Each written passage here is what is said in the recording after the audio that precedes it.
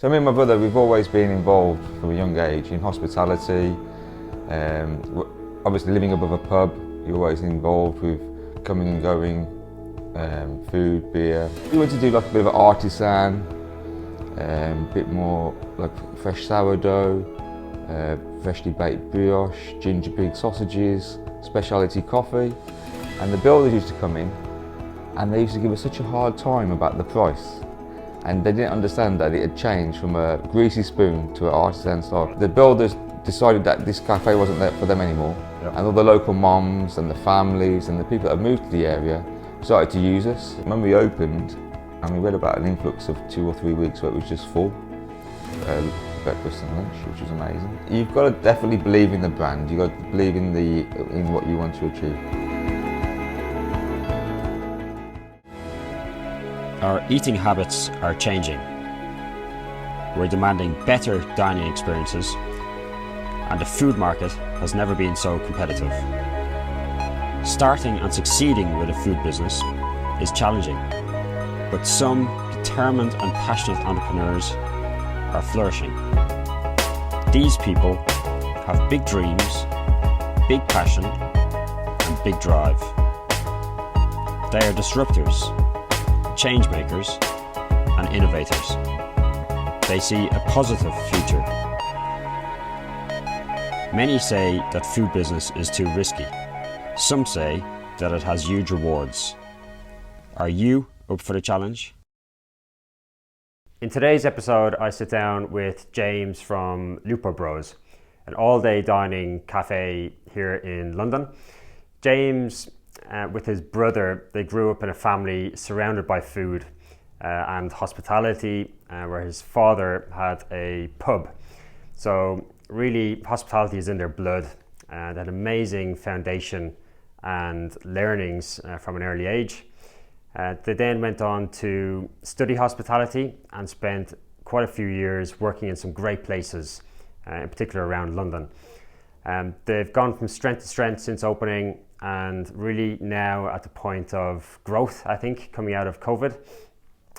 Really passionate about food, coffee, hospitality. It's so clear and it really drives them from a deep place. And even to the extent where they're roasting their own coffee now, and they have big visions of going around the world with their coffee through wholesale. And I think there's big things on the horizon for Lupo Bros. So sit back, enjoy. James from Lupo Bros. So I know Lupo Bros is a family business. That's right. Yourself and your brother working quite closely together. But I know your father as well has been a big influence on you, especially in terms of hospitality and food growing up. Tell us about your family heritage, and in particular how, I guess, you developed that passion and knowledge of food. Well, me and my brother were actually born in the pub business. So my father was a manager for M&B. Yeah. So he came from Sicily to the UK when he was about 18, and he started working for Joe Conti, who had a Italian restaurant like club in Wolverhampton. And from there, his career progressed to working for Mitchells and Butlers. So me and my brother, we've always been involved from a young age in hospitality. Obviously living above a pub, you're always involved with coming and going, food, beer, a lot of hospitality. So we've always had it from a young age. And he wanted to have his own restaurant, and eventually in 1991 he opened his restaurant in Wolverhampton called Geppetto's. And being Italian, it was very traditional, old school Italian. Chianti bottles on the ceiling, a lot of Parma ham, fresh pasta. So it's always been around since we were very small. Okay, amazing. So you were one of those kids kind of in and around the operations every day? Yeah, pretty much. We'd get picked up from school, we'd have to go to the restaurant, probably have something to eat there, then go home. But weekends, it was part of just our daily life. Yeah. Going to the market, I remember going to the market as a young boy, helping out on a Saturday, weekend work. So it was very much a family restaurant. Amazing. What a great foundation to have. Yeah, it was definitely interesting, and it was always so good with the other kids at school. They used to want to come over when we had like, birthday parties, and it was a great way to just celebrate special events. Sure. And at that stage, did you realize, or were you conscious of a passion for food and hospitality, or was it just, like you said, part of day-to-day life? You didn't really think about it that way? Well, yeah, as you grow up, I mean, you just get absorbed into it, and I'm very much of an outgoing, I can talk to anybody type of person. I think that comes from my father's charismatic flair, if you like. Yeah. And also just meeting different people every day, chatting to them, finding about their life story, what they do, where they live.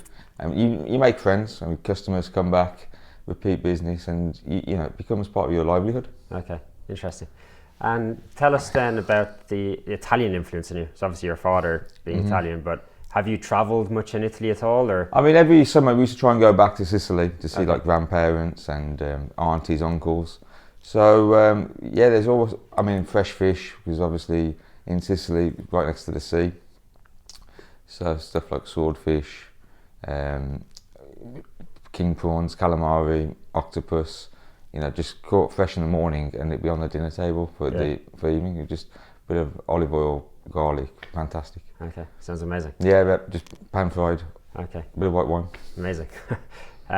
So you're obviously growing up in that environment. You have the passion. You're obviously building up an amazing amount of knowledge and experience in that world. At what stage did you think, okay, now I want to spend the rest of my life doing this and build a business around this? I think when I was 18, I decided to go to university. I did 1 year at university, and I just realised the academic side wasn't really what I wanted to do. Yeah. So I stopped. I went to Manchester University. I stopped after 1 year, and I went back to working with my father's restaurant. And we just thought we could expand this. We could open in Birmingham, or you know, we could try and develop it further. So we opened in Birmingham just before the credit crunch. It didn't go as planned. A few things happened, so we decided to close it down. But we always kept the one in Wolverhampton. And then as time went on, I just thought, me and my brother thought, we should go to London. So my wife at the time, she was 6 months pregnant. And we decided to move to London. And we didn't really have any money, to be honest. So we rented a 1-bedroom flat, and we just thought we'll get jobs in London just to get a bit of experience of the London market, see what's out there. And then we did that for about 5 years. And then after 5 years, we found this little cafe in Durnsford Road that was closed down. And it was a typical builder's cafe. So it was very, you know, £1 tea in a tea bag, cup of tea, very cheap and cheerful. Greasy spoon type of cafe. Yeah. And we wanted to do like a bit of an artisan, bit more like fresh sourdough, freshly baked brioche, ginger pig sausages, specialty coffee. And we thought, because Southfields was an up and coming area, we thought there'd be a market there, demand. So we approached the landlord, and they were like, we don't know, we're not sure of your concept, because they were the family, they were the landlords, but also they were the cafe owners. Okay. So we had to convince them to give us the lease. So after about 2 months of negotiating, we decided to take this lease on. And we opened up the cafe. We did a few small alterations. Okay. The kitchen was already there. It was a very nice kitchen. They had 45 seats in the front. So we opened this cafe, and we were charging, I think at the time it was like £5.50 for a bacon sandwich, but it had a chilli relish on there. It was on sourdough. It was bacon from HG Walter, very good quality dry smoked bacon. And the builders used to come in, and they used to give us such a hard time about the price. And they didn't understand that it had changed from a greasy spoon to an artisan style. Quality place, yeah. So eventually it took 6 months of building it up, that the builders decided that this cafe wasn't there for them anymore. Yep. And all the local moms and the families and the people that had moved to the area started to use us. Interesting. And then it just took off from there, really. So did you keep the same name as the previous? No. It changed, okay. Everything changed. So the name changed. Yeah. The interior changed slightly. We had a wall that was plastered, and they had like football shirts on. Okay. So we took all that down, and we got some reclaimed floorboards that I bought off like a salvage yard. Yeah. And me and my brother actually put them on the wall. So we did a lot of the work ourselves, changed all the light fittings, and just made it a bit more cosy. Okay. If that's the... Interesting. So was this Lupo Bros at that stage, or was this? Yeah, that's the start of the Lupo start Bros, it? Okay. 2016. Yeah. So it was, it was an interesting time. Okay. It was just me and my brother at the beginning. Yeah. And we didn't have anybody like working with us. I think we had like one KP who was doing like weekend work. Sure. And I had one person in the front helping me out, serving the customers on the table. Sure. And now at the moment we got about 30 staff. Wow, amazing. So it'd be great to rewind. So yes. I think in particular, those early business opportunities that don't quite work out, don't become successful. Yes. I think there's always lots of juicy learnings from that. Can you talk through like what didn't work and why, do you think, and looking back at it now? I think too much ambition sometimes. Okay. Where you try and run before you can walk. Yeah. I think in business you really need to build a strong foundation, and you need to be good at everything, all aspects. So it's okay being good at hospitality or customer service, or you have a really amazing chef, but you also need the back office to be just as equally as good. Your accounting, your solicitors, your HR, your training and recruitment. Everything needs to be spot on, because if you miss one of those areas, that you need a really solid base to build on. Sure. Okay, makes sense. And I know you worked in some great places as Yes. well. Bocca de Lupo as an example. How important was that journey and kind of going out and getting experience with some other employers and operators? Yeah, I mean, Bocca de Lupo is a fantastic Italian restaurant. I mean, I've got to be honest, one of the best restaurants I've actually worked in or even eaten in, to be honest. Yeah. It was very tightly run. I mean, when I was there, they were doing 2 services for lunch and 3 seatings for dinner, and that was pretty much 7 days per week. Okay. And you were front of house? Yeah, front of house, working as a waiter, serving customers. Yeah. And it was just a very tightly run ship. Everybody had their sections. The kitchen was spot on. Yeah. Preparation was amazing. Food service quality, ingredients. Yeah. Very good place. Very good eye-opening learning experience. Okay. And what did that give you then when you went and started your own venture, do you think?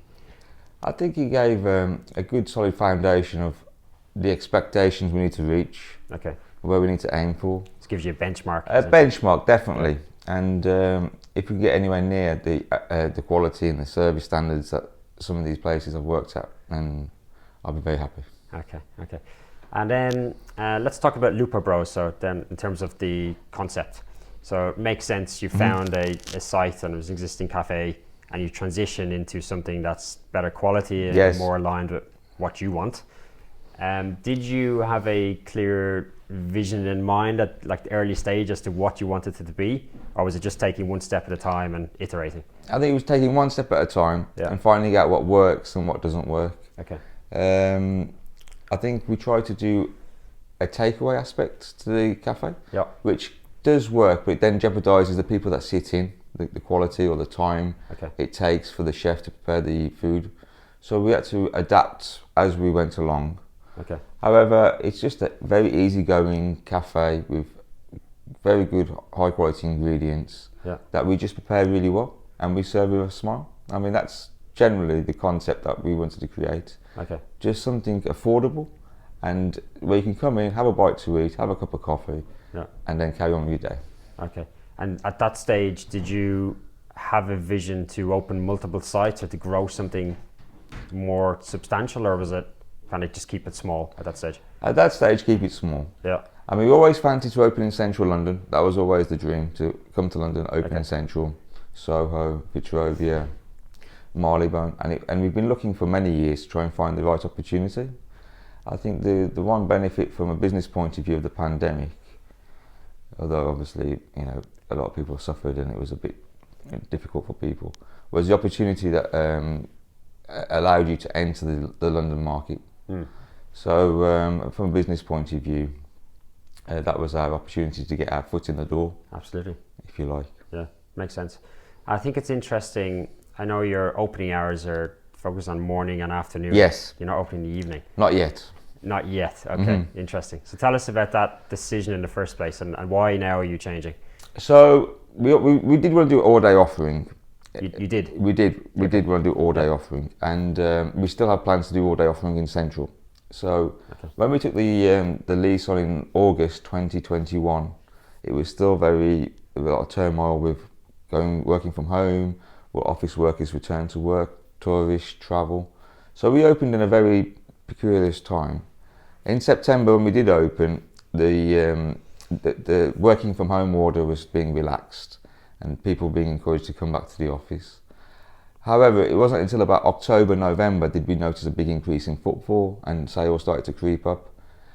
However, at the end of November, when the government announced, obviously, this new variant and made everybody panic, we were unsure what to do because we didn't really anticipate with the vaccines, the double vaccines, the booster. We thought we were coming out the other side of the pandemic. So in December and January, it was a very difficult period because we didn't know what was going to happen next, really. Sure. Okay. And then why now you kind of pushing the opening hours and trying to push into that evening? So we thought, now obviously it seems like the pandemic's generally coming to the end. Yeah. So now that there's more tourists being welcomed, there's more office people coming back to work, there's going to be a lot more footfall and a lot more scope to increase the business. Okay. And I think opening evenings is the right thing to do, especially in Charlotte Street. It's a very foodie destination. There's a lot of good offerings on the street to eat, drink. Charlotte Street Hotel is opposite. Yep. So we think there'll be a good demand for Lupo Bros in the evenings. Okay, so the opportunity exists there. Right? I think so, yes, absolutely. I think just, I guess going a little bit deeper on that, just from what I experience with different operators, sometimes it can be challenging, I think from more of a brand perspective and a perception to attract people for early morning and then late in the evening. And I think getting your menu right and your price point, your style of service, etc. 100%. But probably more so your marketing and again that image identity. How do you go about that? Or what's your thoughts on that at this stage? Because you're kind of at that moment where you're extending. So we're still doing some menu testing and we're doing some menu planning. So we haven't fully committed exactly the concept for the evening. However, to get the transition between breakfast, lunch and dinner is a very valid point. Yeah. I think we want to do a menu that's going to be like an all day. So maybe from 12 noon until say 10 p.m. at night. Something easygoing, something with a fish on there, something with a meat, maybe a pasta, and use the inspiration as growing up through Italy and create something that's going to be interesting for customers to enjoy. Okay, and you mentioned Italy there, so obviously the Italian influence definitely will always be there, I guess. 100%. How do you go about developing your dishes? Like, do you consciously want an Italian influence, or is there something you're striving for within each dish, or how does it work? Well, my brother's more into the cooking side of the business. Okay. And he likes to experiment with different cookbooks. He likes to go to different restaurants. He looks at what's on trend at the moment. There's a big influence from Instagram. Obviously, you can see what's really trending, what's really popular, what looks good, what looks exciting. So we're just doing a bit of brainstorming together to try and create something that's going to be interesting for customers to enjoy. Okay, and I guess you're learning over the years as well. You're figuring out what people want, essentially. Exactly, yeah. Okay, and I know coffee is another big element of the concept for you. Yes. And something you're passionate about as well. Tell us about that journey, because didn't you roast your own coffee at the beginning? So when we first started, we were buying the coffee from Monmouth Coffee Company. Yep. So they've been going for like 45 years. Started in Borough Market, well actually started in Covent Garden, and then they moved to Borough Market. And they're very successful. They got a great website, they sell a lot of retail. Yeah. They very big on the environment as well. I've just read recently they're stopping using disposable cups. Okay. So you have to bring your own reusable cup. Wow. So they always try and keep one step ahead. Yeah. So we started buying the coffee from these guys, and it's great coffee. And then we said, you know what, we could roast the coffee ourselves. We could try. So we employed a guy called Sofian, and he came on board as a barista to begin with, and he was always pushing to roast the coffee. And we thought, well, it's a big investment. The roaster costs a lot of money. Then you need a warehouse. And he did a lot of research, and he found some roasters that did slot roasting. Okay. So Press Coffee was one of the companies that we used their roaster. We bought the green beans, roasted it, cupped it, tried it, make sure the quality was there, and we were very happy with what we produced. So as we're roasting more and more, I think we started with like maybe 50 kilos of coffee, and now we're roasting like 200 kilos of coffee. Wow. So you're still roasting today? Yeah, we're still roasting our own coffee, and now we've moved to Re-Roast, which is based in Elephant and Castle. So they have a big complex there where we rent the roastery for like half a day, and we're roasting something like 250, 300 kilos of green beans. Okay, amazing. What's driving that decision? Is it control over a certain taste profile, or is it cost, or a combination, or what? Combination of all the factors, really. Okay. I mean, it's good to keep it in-house, so it's another string to our bow. And we've got full control over the coffee. We can source the coffee. And we also want to expand and do online retail coffee sales, and possibly wholesale. Amazing. So we're looking at another stream for the business then. Yes, just because obviously everything's moving online, and there's a big influence, and with the lockdown and people working from home, a lot of these domestic coffee machines have become very, very popular. So there's definitely a growing market there for coffee sales at home. Yeah, okay, makes sense. And I guess to have that other stream as well, you're building the brand, you're strengthening and deepening that brand as well, just going to add value to the business essentially. And I guess strength and stability as well.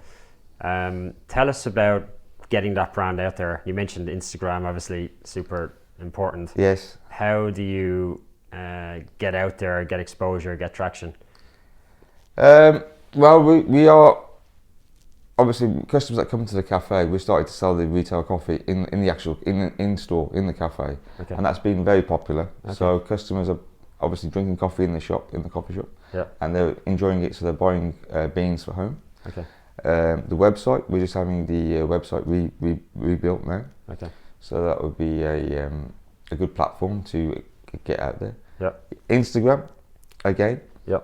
And then maybe some advertising and different media. Social media advertising, or a combination, really. I mean, our marketing agency, Mimo, who are very involved in our expansion, they've got a proposal where they're working through different strategies to try and push the Lupo brand out there and get people talking about us. Okay, makes sense. And obviously you're working quite closely with your brother. Yes. You mentioned that he's more focused on the food side of things. Definitely. He's more food. Okay. Do you have a clear division of roles? And I guess there's an overlap, but how do you kind of divide your time and your areas of focus? So Matthew's very involved in the kitchen aspect, dealing with the chefs, recruiting the chefs, training the chefs in how he wants them to work and the method and the recipes. And I'm more dedicated on the front of house side. So I try and recruit the baristas, the front of house, the managers, and try and keep the standards to a relatively high level. So we try and split the workload like that, and then obviously paperwork, accounting, office work, we try and do that one day per week, go through it, brainstorm, and keep on top of all the behind the scenes. Sure, back of house areas. Yes, that makes sense. It seems like it's a nice natural split between both of you. I mean, it is. It's working well at the moment. I mean, we do have our moments when it gets a bit too much, but that's, It's brothers for you. Exactly. Yeah. Okay. And has that changed? Now you have 3 sites. Have you had to kind of pull up and out of day-to-day operations, or are you still managing to kind of stay on the ground? We do try and go to each cafe every day just to keep in touch what's going on. I mean, at the same time, I've got a lot of regular customers that I know personally. So it's always nice to pop in there, speak to the customers, make sure the operation's running smoothly. But yeah, it's getting a bit more. We're getting a bit more time restricted, so we've got to work faster. Okay, makes sense. And have you taken external investment or another partner, or is it still just the 2 of you? No, just the 2 of us. When we first started, we had to borrow a lot of money from the bank personally. And I think at this stage we're still borrowing a lot of money from the bank personally. So it's all self-invested. Sure. So it's just me and my brother, really. Sure. But I guess you're retaining control and there's positives to that as well. Exactly, yeah. Yeah, makes sense. So you launched 2016? 2016. First restaurant? Yeah, Durnsford Road, 377. Okay. How did that go, I guess, as a launch? And did you have any major challenges kind of transitioning and growing that, or I think was it quite smooth? I think it was helpful that it was already an existing cafe. Sure. So it already had it was a known location with the local community. Sure. That it was a cafe. Obviously, it was totally different to the cafe that was there before, and the transition from the old customers to the new customers, or the new style of service, should we say, new style of setup, was that was quite tricky actually. But then once we settled down, it went really well. It took off. Okay. So after about, I think it was 3 years in, we opened in Ishin, the second site. Okay. I think that's always a tricky decision to make, when to take the leap and open a second site. And obviously you had that solid foundation, but was there a moment or analysis you did, or why and when did you do it at that point? Well, we've always been looking for sites, and in London, it's real estate, property. It's always very difficult. There's a lot of competition. When we looked at Ishin, we went to a viewing. I mean, we know Ishin quite well. It's not too far from Southfields. When we went to the viewing, there was like maybe another 15 operators. Wow. Yeah, at the viewing, and it was like, this is crazy. I mean, there's just so much competition to get. And the restaurant, it was a pizzeria before we took over. Okay. And it must have been there for about 30 years. So it was in disrepair. I mean, the shop front, literally, you could, if you pushed it, it would just collapse. Wow. So there was a lot of investment required. Okay. How did you get that site, like above the other 14, 15 operators? So I think it was best bids put forward. Was it? Okay. And then I think we were probably the highest bidder, and I think because we had a track record with the cafe in Wimbledon or Southfields, yes, that gave us a good covenant to take over the units. Okay. And I think we budgeted to spend about 100,000 to refurbish Ishin. In the end, it cost double. Wow. Yeah, which was Was that just fit out issues or yeah, we started to take things away, and when you start to demolish things, you find things that you didn't expect, or sure, you look at something and you think, oh, that's not right. We'll have to adjust that. Sure. And it wasn't planned to go over budget, but it went double over budget. A lot of sleepless nights. Wow. A lot of stress. But in the end, after 18 months of trading, it paid off, and it was worth the stress and the sleepless nights to get to where we are today. Sure. And I've seen again many situations that are very similar, where it goes over budget, or operators struggle for funding, maybe they don't have enough investment or whatever it is. How did you manage that, and did you go back to the bank, or did you just have reserves? Or we had a little bit of reserves, but we had to take on a lot more debt personally, which was obviously very stressful. Yeah. But we had to get the project finished, we had to get it complete, we had to get it open.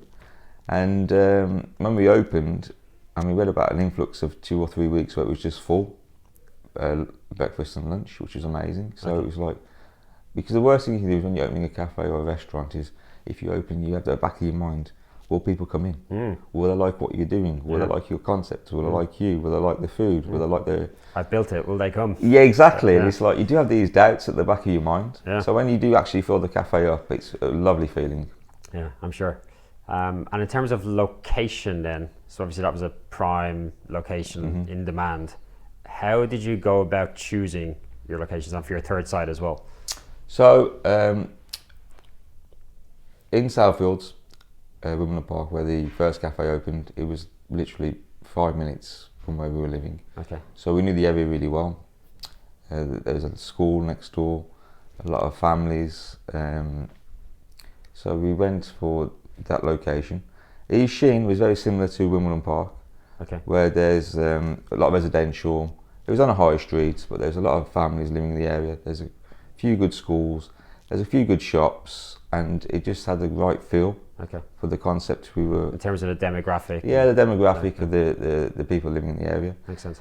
What made us a bit nervous when we opened Ishin was Gales was on the same high street, a little further down, and just after we opened, they closed down.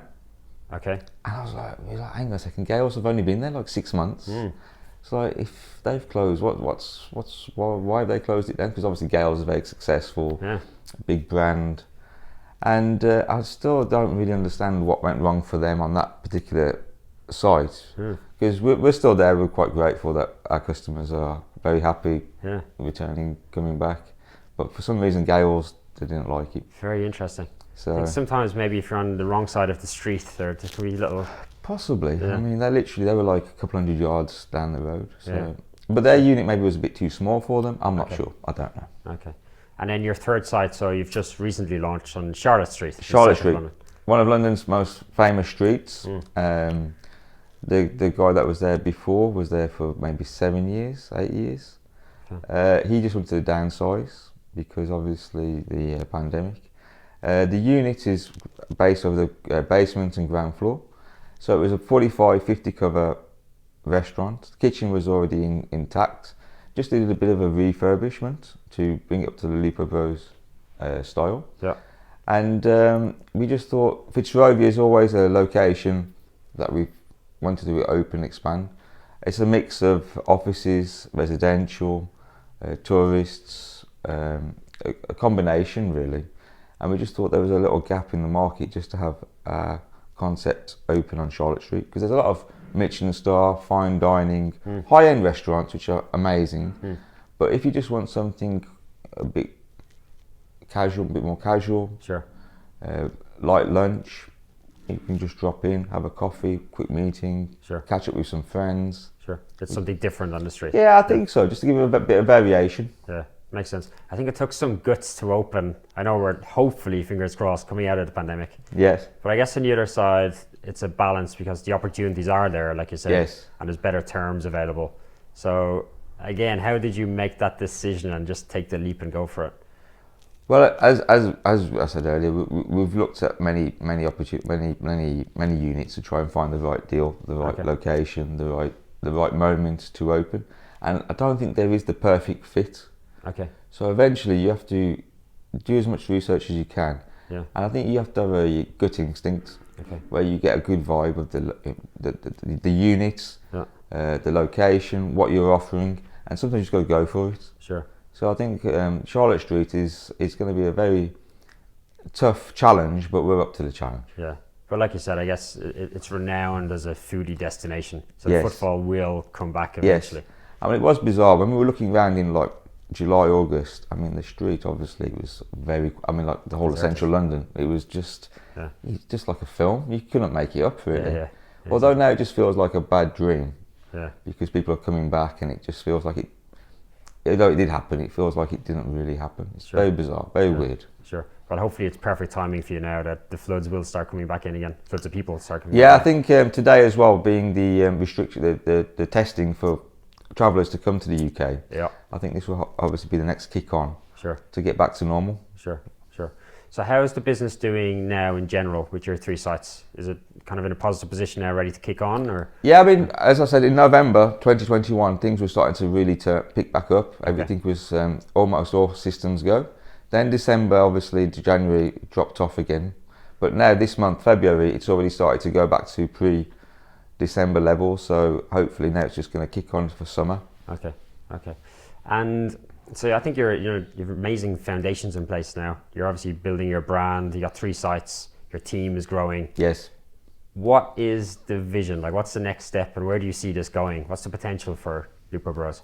At the moment, we're just going to keep our feet on the ground and just get the 3 or singing or dancing perfectly. Yeah. But I think with the website, the retail coffee, the online shop, I think that's going to be the next stage. Okay. To get Lupo Bros in people's homes, having it first thing in the morning, cup of coffee, going global actually, because with the internet and delivery companies now, getting our beans around the world through wholesale to wholesale cafes, or retail. Okay. So supplying, shipping direct from our roastery that we've just taken on a unit actually in Wimbledon, South Wimbledon.